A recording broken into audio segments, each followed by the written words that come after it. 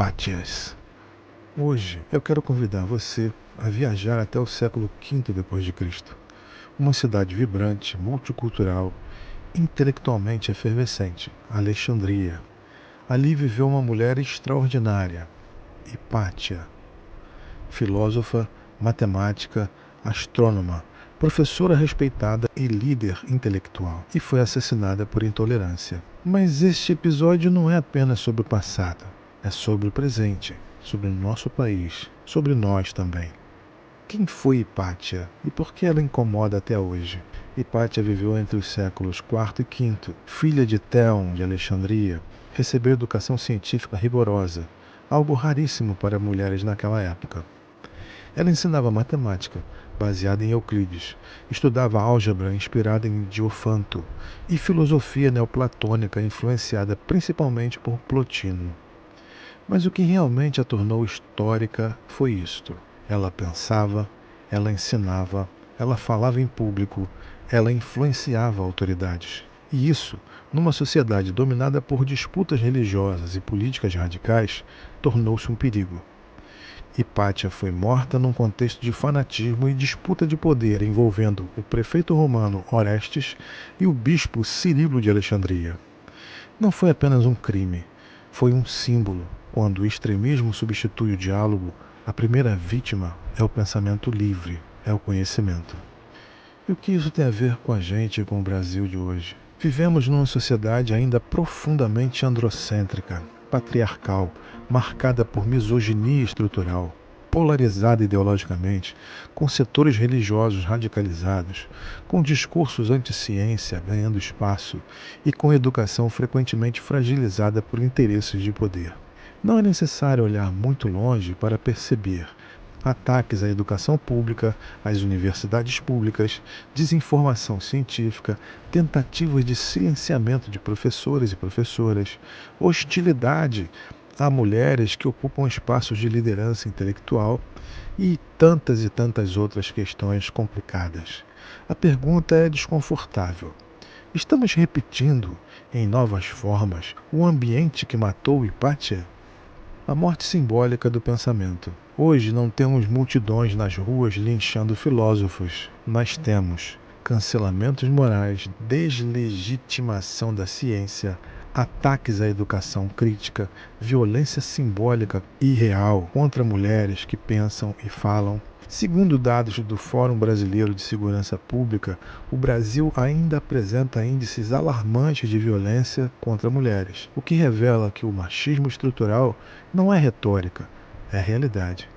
Quando uma sociedade desvaloriza a educação, ela enfraquece a sua própria capacidade de pensar democraticamente. E quando a religião se mistura com o poder político de forma radicalizada, o risco não é a fé, é o fanatismo. Hipátia não morreu por ser contra a fé, ela morreu porque representava a autonomia intelectual feminina.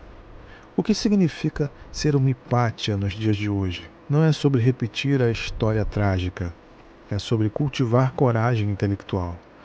Uma Hipátia moderna defende a ciência sem desprezar o diálogo. Ela promove a educação crítica, não aceita silenciamento, rompe estruturas patriarcais, usa a razão com ética, une conhecimento e responsabilidade social. Ela pode ser uma professora da rede pública, uma pesquisadora, uma estudante periférica que decide seguir na vida acadêmica, uma mãe que ensina pensamento crítico aos filhos, uma jovem que escolhe a engenharia, a filosofia, a política, enfim. Ser uma nova Hipátia é resistir à ignorância organizada. A educação como um ato político no sentido mais nobre. Educar não é doutrinar. Educar é libertar. Educar é um ato de transformação da realidade. Quando a educação é enfraquecida, a democracia também se fragiliza. Sociedades anticientíficas tornam-se vulneráveis à manipulação. Sociedades misóginas desperdiçam metade ou mais da metade do seu potencial intelectual. Sociedades sectárias substituem diálogos por hostilidade.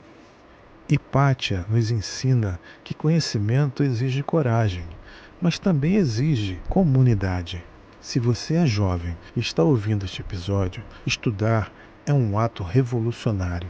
Questionar é um ato de maturidade. Dialogar é um ato de coragem. Não permita que radicalismos de qualquer tipo ou de qualquer lado substituam a razão. Não permita que misoginia silencie talentos. Não permita que o anti-intelectualismo se torne normal. O Brasil precisa de mais mulheres na ciência, mais mulheres na filosofia, mais mulheres na política ética, mais mulheres liderando universidades. Precisamos, sim, de novas Hipátias, vivas, atuantes e protegidas pela democracia. A história de Hipátia de Alexandria não deve ser lembrada apenas como tragédia. Ela deve ser lembrada como farol. Em um tempo de polarização, precisamos de lucidez. Em um tempo de extremismos, precisamos de diálogo. Em um tempo de ignorância orgulhosa, precisamos de estudo humilde. Que surjam novas Hipátias, não para morrerem por pensar, mas para viverem para ensinar. E que a sociedade brasileira escolha proteger as suas mentes brilhantes, em vez de persegui-las. Até o próximo episódio do nosso Educadamente. Fique muito bem.